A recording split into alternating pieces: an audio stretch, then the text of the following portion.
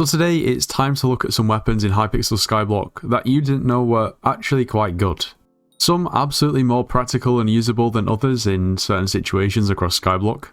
But it should be an interesting one. Some of the newer players who are watching this video might not have even heard of these weapons or really know what they are. Now, it's kind of hard for the older weapons to keep up with the newer weapons in Skyblock. Obviously because the newer weapons are more powerful. Because they didn't have to be as powerful back in the day. Because mobs didn't have as much health. And other competing weapons also didn't do as much damage. Nevertheless, it's time. The plan is to see just how good they really are. And then probably also assess how usable they actually are too. Let me know in the comments if any of these weapons actually surprise you as to how good, or well, maybe how bad they are. And we start off with the Emerald Blade, a weapon that has haunted me ever since I died using one of these testing for a video. But why would that be such a big deal? I mean, on face value, the Emerald Blade looks okay as it gives decent base damage in stats, and we'll be able to increase that base damage in stats, as you'll see once I read what it actually does. A powerful blade made from pure emeralds. This blade becomes stronger as you carry more coins in your purse, capped at 2 billion. That's fine, although it turns a 300k weapon into a 2 billion coin weapon, basically, even though you've not spent the money on it. Receive Curse of Greed when striking, cancelling any effect, modifying your coins loss on death. What this basically means is if you're using this weapon, and you die, you're going to lose the same amount of coins you would usually lose when you die, you know? And to get the maximum effects out of this weapon, you're going to be carrying 2 billion coins in your purse, which means if you die when using this weapon, you're going to lose 1 billion coins. So as I was saying before, the practicality and usability of these weapons are questionable. Yeah, actually, I'm kind of broke, and I don't even have 2 billion coins. But we do have 1.4. And as you can see, the Emerald Blade now has a plus 614 base damage, which is, I think if I'm not mistaken, potentially the highest damaging weapon in the game when it comes to a base damage stat. The Giant Sword has 500 base damage, the Dark Claymore has 500 base damage, and maxed out the Midas Sword, well, also doesn't have 600 base damage, it has 557. Of course you've then got to consider the modifiers, and of course this would do probably more damage than Emerald Blade. Most definitely because of all the other stats. Now what's very interesting about this weapon is there was only actually a damage cap introduced in April 2022 with the release of the Crimson Isles, which means prior to this 2 billion coin damage cap, there was no cap. So yeah, this could kind of been a little bit insane. Anyway, we have a clean Emerald Blade and a clean Giant Sword, so let's test our damage with our Giant Sword. 420k, and then with the Emerald Blade 549. Who would have thought you'd see the day when an Emerald is out damaging a Giant Sword? There's still a fundamental issue with melee weapons, that being that they need to do more than just melee to actually be good. And when it comes down to it, there's very little benefit from using this with the drawbacks that it has in comparison to something like a Midas Sword, a Dark Claymore, or a Giant Sword. But nevertheless, it has the highest base damage if you have coins, which is kind of crazy for a melee weapon.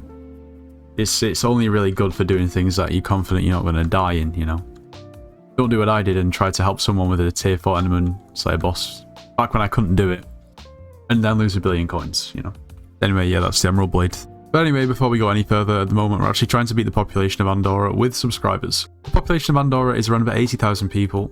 And once we reach 80,000 subscribers, we'll actually be visiting Andorra and we'll be able to claim that we have more subscribers than the population of the whole country, which would be pretty cool, so make sure to subscribe to make that happen.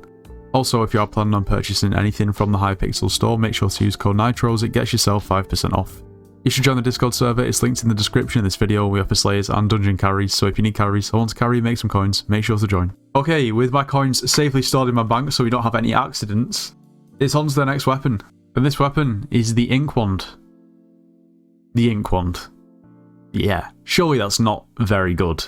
Now the Ink Wand does have some base stats, but they don't really matter if I'm being completely honest. What we're really looking at is the ability, the right click ability.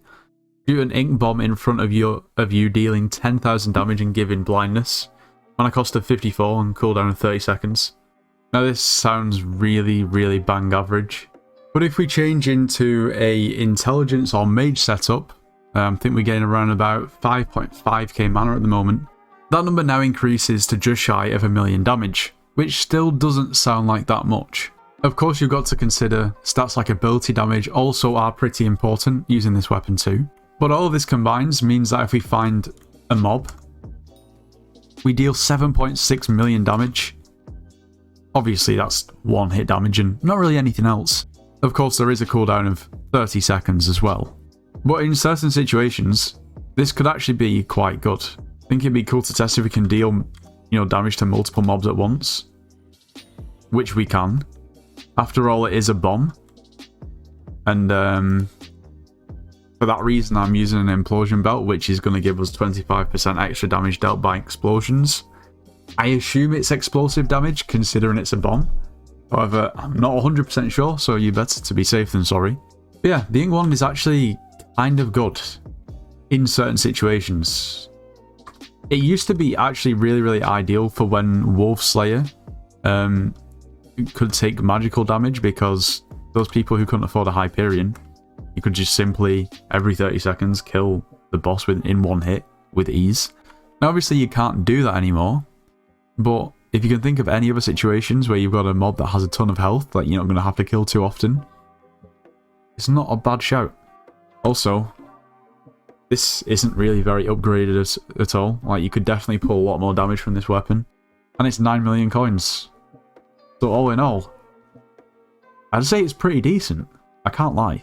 Alright, next up, we've got the Glacial Scythe.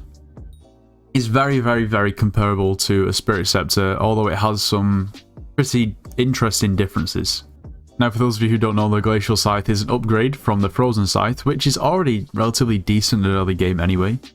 However, I do think the Glacial Scythe is slept on. If you don't know what it does, it's basically a ranged mage weapon, whereby you just kind of shoot the mobs. Now, it doesn't have to be direct impact either, but you can kind of shoot near them and it will also die.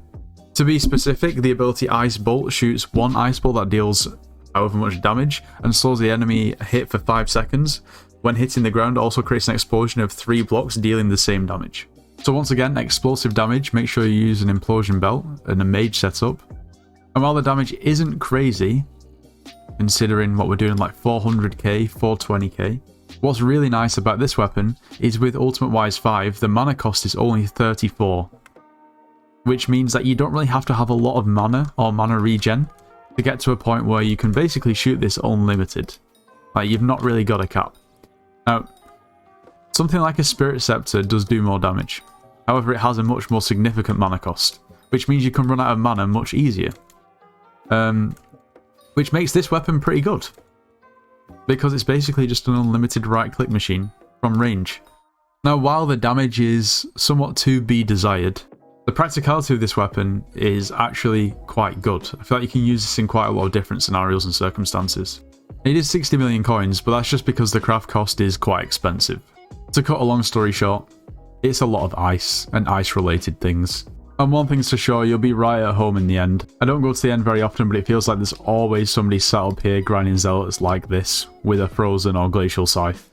And now moving on to the last weapon in this video.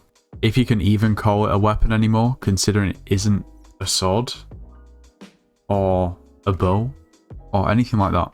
It's the Voodoo Doll. Now, what does the Voodoo Doll actually do?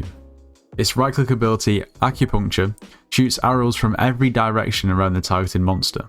Monsters hit by at least one arrow are slowed and receive 2,222 damage per second for 12 seconds. Mana cost 162 on a cooldown of 3 seconds.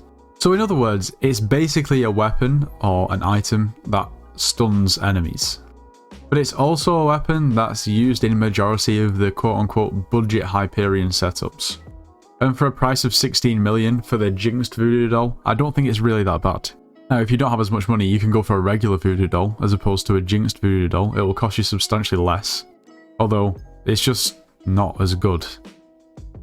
It's slightly more expensive to use, the cooldown is slightly longer, it doesn't quite deal as much damage either.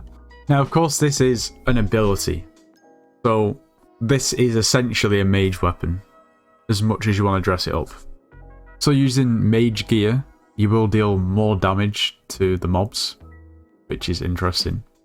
And that's honestly fine, because majority of the time that I've seen people using this, and I've used it myself, it's usually in collaboration with the mage setup, which is kind of useful. And using it as a straight up weapon is a very interesting concept, I can't lie. The fact that it has a 3-second cooldown makes it not exactly ideal. However, it can deal a bit of damage. But we're not really here for running around and right-clicking someone with a Voodoo Doll, you know? As in real life, I'm sure it would probably stun you and shake you to your boots. And that's absolutely what we intend to do to Blade Soul right now. If we can just summon him. Please spawn. Okay, there we go. So he's kind of stunned. He's slowed, which is cool because now he can't catch up with us. Now we're gonna bombard him with our Glacial Scythe. Bro doesn't even know what's hit him. Let's get him again. It's too easy, Blade Soul. Take a break, mate. That actually works quite well. I can't lie.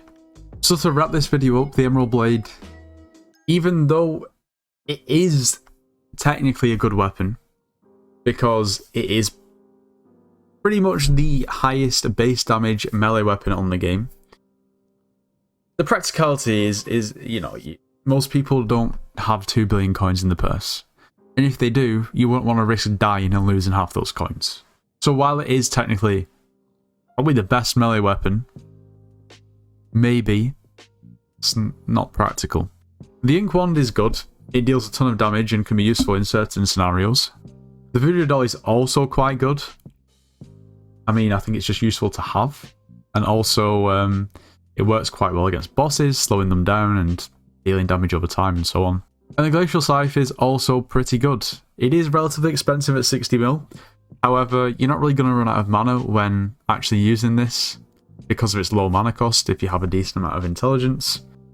And the damage, while it isn't amazing, it's definitely passable. And the fact that you can basically hit so many times kind of makes up for it.